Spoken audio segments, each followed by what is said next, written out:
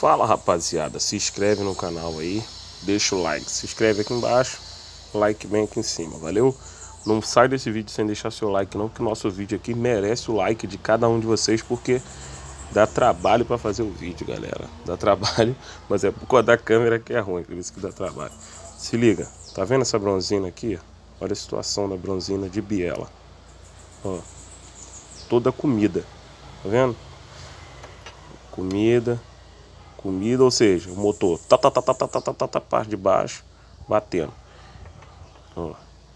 Sendo que como a gente tá em outubro, o cliente está sem dinheiro, ficaria em torno de uns 3.500 a 4.000 para fazer só a parte de baixo do motor. O que eu fiz? Poli o eixo com a lixa, né? E coloquei bronzina standard nova, porque a medida era standard. O carro ficou 100%. Deixa o like aí.